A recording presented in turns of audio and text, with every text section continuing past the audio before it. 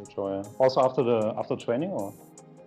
Yes, the cold showers after training definitely help me out with that. Absolutely. And then when it comes to training, how much would you say that, like, because the mindset is also a big part. For example, like, you really have to stick also to your regimen. Do you work with your clients also on the mindset, or is it also mostly focused on nutrition, on the training? Oh, definitely mindset, because if the mind isn't there, it's definitely not going to work. So I try my best to like get them into a mindset, a positive mind state of thinking. Like, don't think of even when it comes to their day, and I'm going to make a mental moment about that too.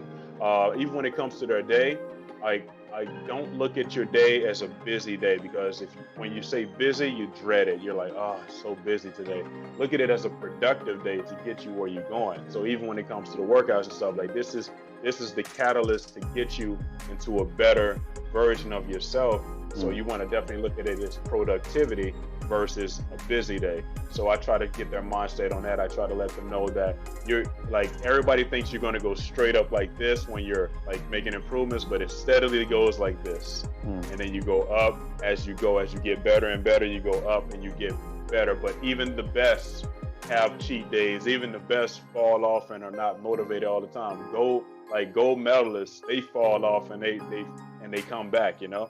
So you definitely have to, I tell them, like you either win or you learn, you know? So when you're winning, that's good. But like, when you fall, that's when you learn, and it's never going to be a straight road to that. It's always going to be some obstacles that come on. So it's definitely a mind state thing for sure.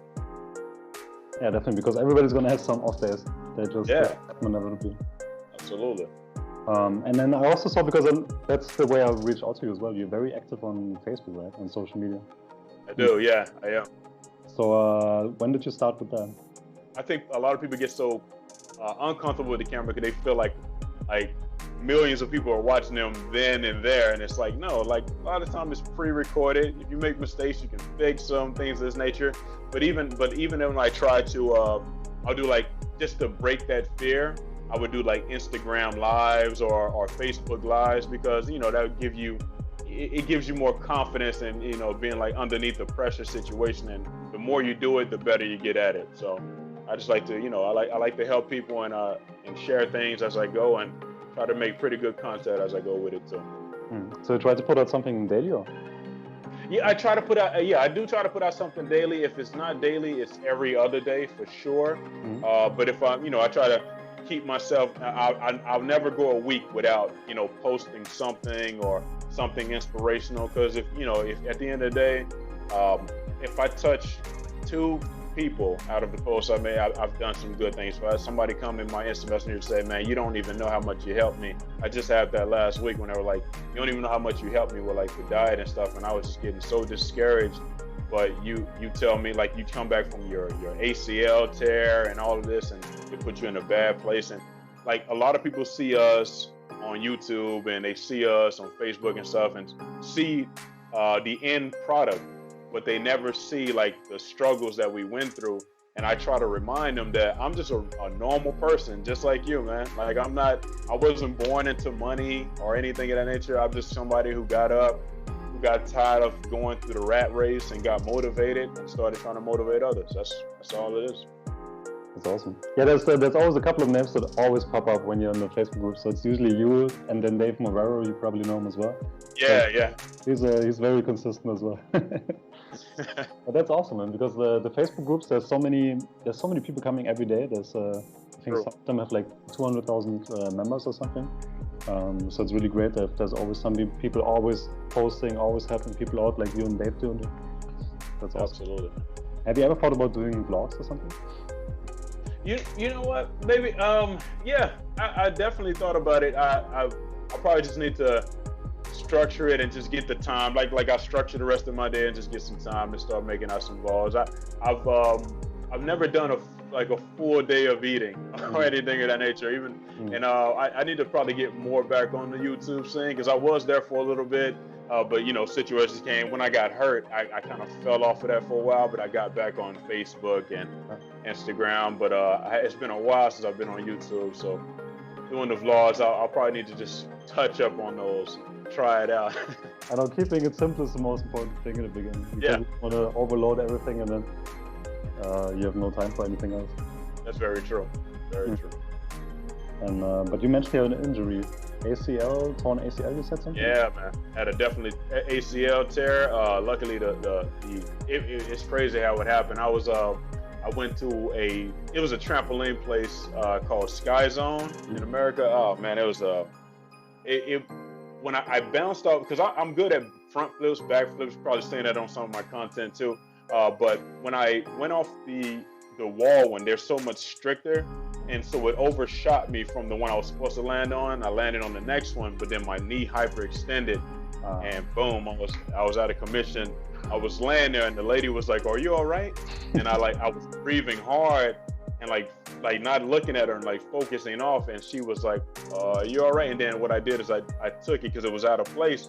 I popped it back in place myself and just laid there. But once I did that, the pain went from like a 9.5 to like a 6. So that definitely helped out. And she was like, "Oh my God." And when the EMTs got there, they was like, "You put it back by yourself?" I was like, "Yeah." They was like, "Phew, jeez, you're strong." But yeah, it debilitated me for a while. It was, I got it happened back in 2017. I got, that was in June. I got the surgery in August, and then the healing process after that. And I was just really down on myself at that point in time. But then what happened after that, a buddy of mine from New Orleans, she was in Orlando, and she was like, "Hey, you want to train me?" And I was like, I can't really move. I'm kind of out of it. And she was like, "Okay." But then like something in me was like, you've been telling her you're going to train with her forever, man. Just get up, put the brace on, and get your butt out there. And in the midst of that, I made a full HIIT training video and an actual resistance training video too in the midst of it. So she actually helped me get back and get out of my my pity mode that I was in. When was that? That happened back in June 4th. Today is an anniversary. Yeah, June 4th of 2017 is when I heard it. Actually, my fiance's birthday too. And she was like, she felt so bad because she was like, "You never come to these places, and you come here for me, and you got hurt." And I was like, "It's not your fault, man. It was just me being silly and overshooting and such." But yeah, 2017 June 4th is when I heard it, and in August 16th is when I got the surgery for it. And then after that, for how long were you out of the training in total? For after the surgery, because it was funny, because even before the surgery, being as motivated as I am, I was able, even though my knee was wobbly, I went to the pool and I did some basically aerobics in the pool because there's no pressure. So I was able to do squats and such, and I actually taught myself back how to lunge and everything in the midst of it. Thank God for my good glutes, man. So I was able to go ahead and teach myself how to get myself back and lunging and stuff. So when I got the surgery, I actually healed a lot faster, and even my doctor said it too. I healed a lot faster if I would have just let it just sit there and atrophy. So that definitely helped out too. But even then, I gained about I was 207 when I got hurt. I gained about 23 pounds. Yeah, I shot up to 230 in less than 6 months because I was just so down and and just eating. It was all vegan, but it was a bunch of vegan junk and just not watching. I was completely out of my regimen. So these things do happen, man. You fall out of your regimen and you get back. But then I shot back down and got back down to 208, just off of setting the same mind state that I had before that. That this isn't forever.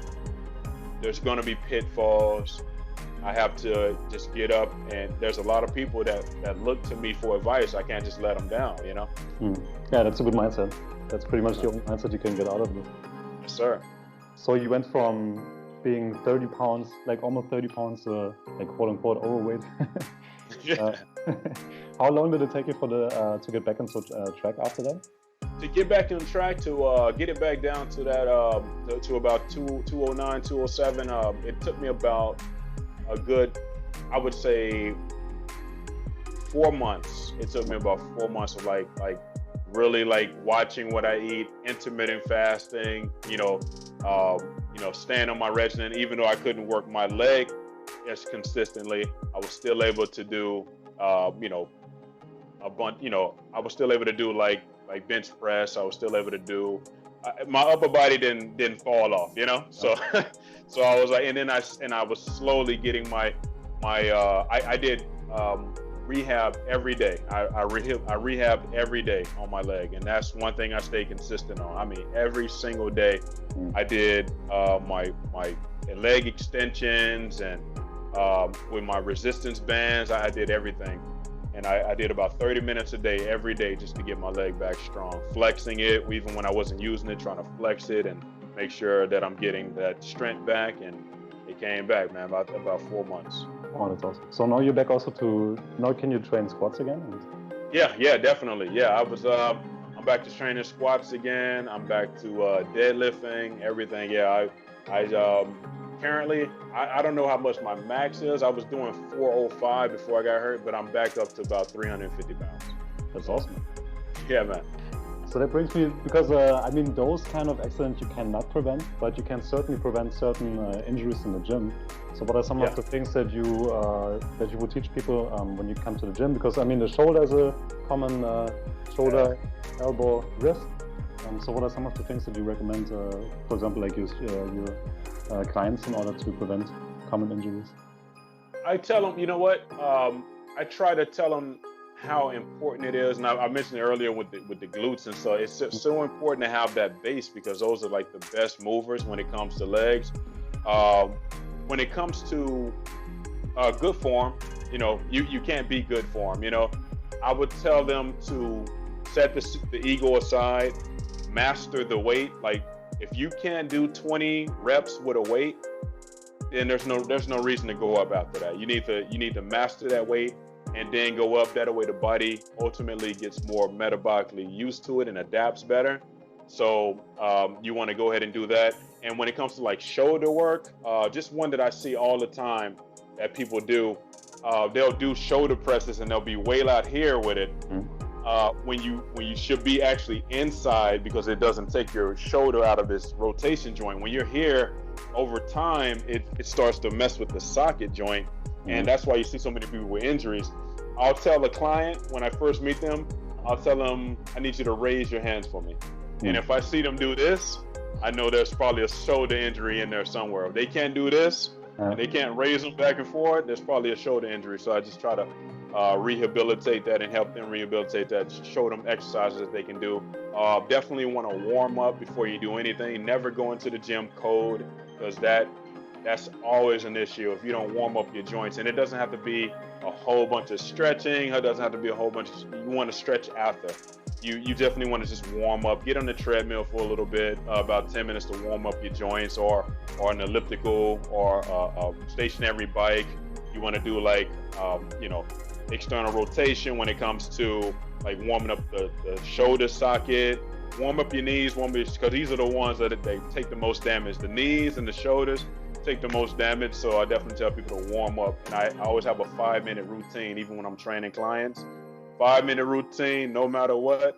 5-minute cool down after the workout. Awesome. Yeah, that's a very good point, especially when you're from a colder climate. Then you definitely. Warming up. Because you're in Texas. You're in Texas, right? Or were you? No, currently I'm in Florida. Okay. Yeah, I stayed in Texas. I was raised in Texas, but I moved to Florida. We've been all over the place, but Florida is where I'm at currently, in Melbourne, Florida. Thank you so much for your time, Kevin. Really appreciate it. If people want to get in touch with you, if they want to learn more from you, what's the best way to get in touch with you? Well, you can definitely get in touch with me on any social medias. I'm on Snapchat at khpfitness 24/7, Instagram khpfitness and training, Kelvin Harding on Facebook, and I do have a business page under khpfitness. And we go ahead and get in the website probably soon too. But any of those social medias, you can definitely get in touch with me on. Awesome. And regular vlogs coming soon. Yeah, gotta get those vlogs in there, man. That's awesome. Yeah, I will link all of those in the video afterwards. Awesome, I appreciate that. And one last thing I wanted to tell them: you don't have to sacrifice life to get gains, man. Trust me, you can sustain just fine off a vegan diet. You just need to go ahead and, just like any other diet, dive into it, do it correctly, stay consistent, and you'll get your gains. Awesome. Thank you so much.